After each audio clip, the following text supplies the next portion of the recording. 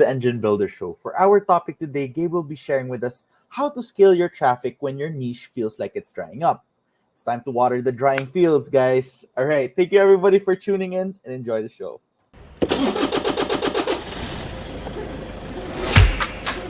Good morning, everybody.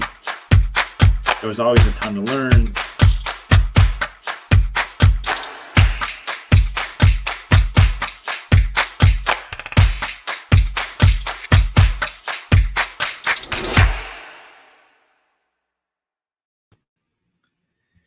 One of the things that we often encounter as we're growing a business is if we're growing and successful and you're using not only some of those more unknown traffic sources like we talked about yesterday, but also your traditional channels like pay-per-click, and you can use radio, you can use Facebook advertising, YouTube. There's so many different channels that when things are going well, if we're successful, there's actually times where our traffic will flatten or even decline a little bit because we've reached a saturation point, and it can become a little bit of a challenge to scale that traffic. And so I'm going to talk to you about some principles to keep in mind when you are scaling traffic, because regardless of what agency you're working with, it'll be really important for you, even if you're doing your marketing internally, whatever the process might be, it'll be really important for you to understand these principles so you can lead your team well. And you can share this insight and you can guide and support them in scaling traffic, because it takes the collaboration of multiple folks. It takes leadership from the owners, the entrepreneur in the business, to really be able to identify this and scale things. I was talking to a client earlier in the week, and they were sharing how they spend $2.5 million a year on all their advertising. And it was exciting to hear because this client really understood that the more that they invested in their traffic, the more they invest in their advertising, the more things were going to grow. And we talked through some of these things that they had gone through as well. But before I get into kind of some specific steps to take that will allow you to scale your traffic, I want to share a story with you from back in 2020 when the pandemic hit. I was planning to go on a family vacation, have international travel. That obviously shut down pretty quickly with the world kind of shutting down for a season there during the pandemic. And so I got refunded for a vacation that I was going to go on. And I was thinking, okay, what do I want to do? I still want to do something fun this summer. And so it actually became a really special year for me because it was the first year that my son and I took a long father-son trip. And we decided to drive from Ohio, where we live, all the way out to Montana. And on our ride out there, when we started getting into South Dakota, it feels like 100 miles or more, maybe even longer, I started seeing these signs for wall drug. And wall drug is right in the Badlands in South Dakota. And it would say, wall drug, 110 miles away. And then 5-10 miles later, it would say, don't forget to stop at wall drug. We have ice cream, we have this, we have, whatever. And it's only, 100 miles away now. And then another few miles, it's 87 miles away. Don't forget to stop at wall drug. And by the time I got there, I had seen their billboards, their signs, their messages dozens of times, maybe 100 times. It was crazy how much marketing they had right on the main highway that I was on there.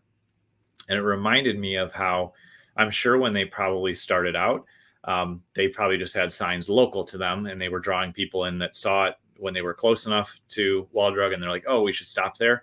And then when that probably dried up or they reached a maximum level there, they probably extended their reach and said, well, let's put some signs out 25 miles, and then let's go 50, and then let's go 100. And it's really stretched out. I'll have to actually look up how far out their billboards go, but they kept expanding their reach so that they were getting more impressions in front of their prospects that were driving kind of in their vicinity towards their direction. And they kept getting more and more exposure.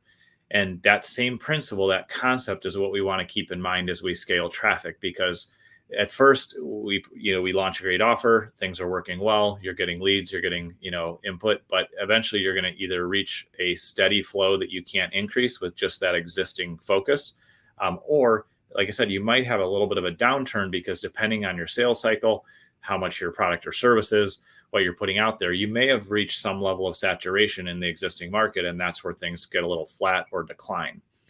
When we think about that and we think about my story about Wall Drug, we want to start to think, okay, where else or what similar roadways are people traveling that they may be interested? So yes, we're pulling them off this main highway at some level, but do we need to expand our reach on that highway? Do we need to introduce more advertising on different roadways to us?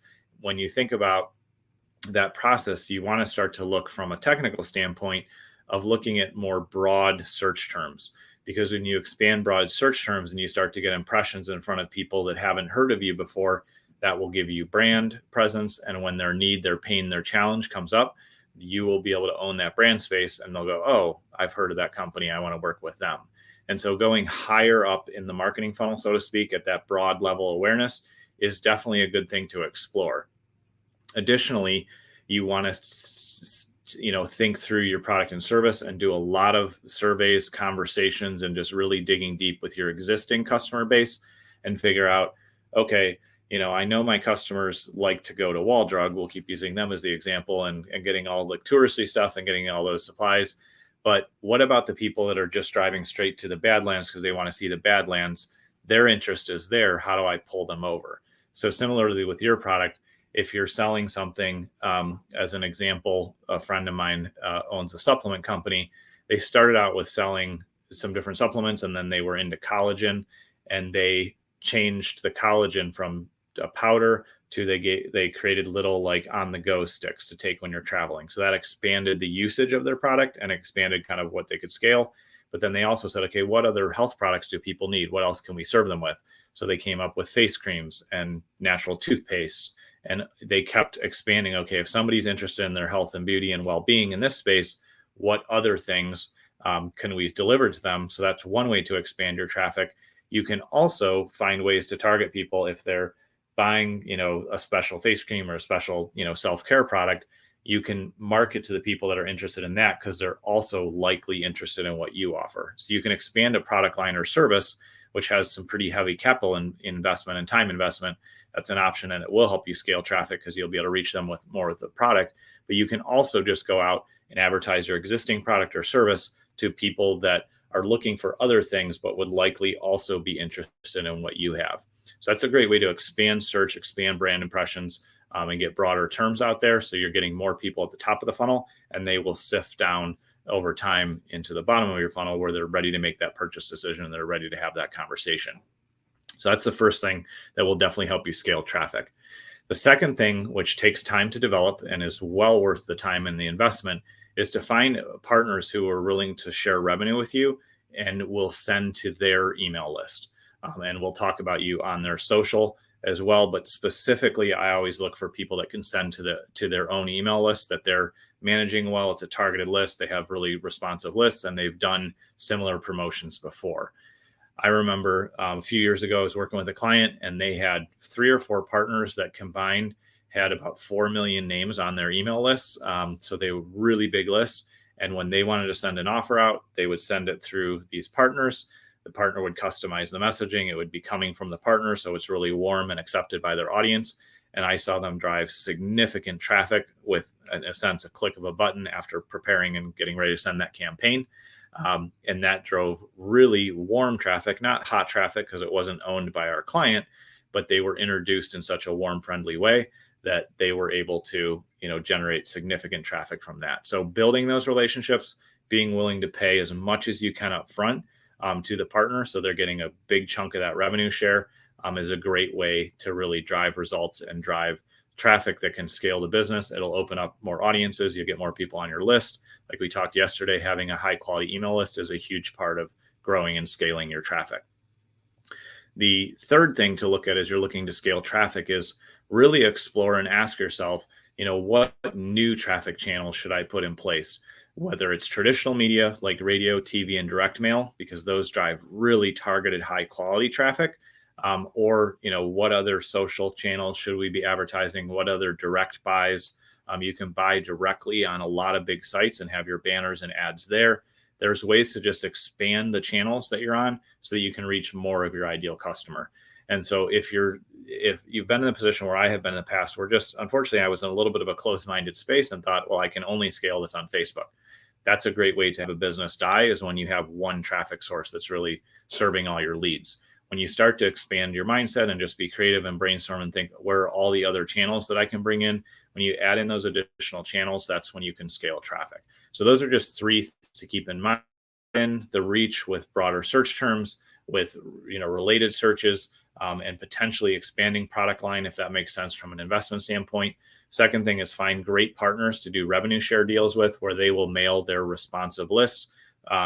Size is less of a factor than having a highly responsive list, and get people to promote you that way and pay them as much as possible to make it a great deal for them. That's how you get great partners. And then third, open up new traffic channels, whether it's traditional media that you haven't used before or other digital sources. Those are the things that are going to help you scale and grow your traffic. So if you need help with any of that, reach out. We'd love to help you. We have a really thorough strategic process we take our new clients through that allows them to identify their opportunities and then choose which areas to execute on so they can grow and scale their business. Appreciate you taking time to tune in, and I look forward to seeing you on tomorrow's show.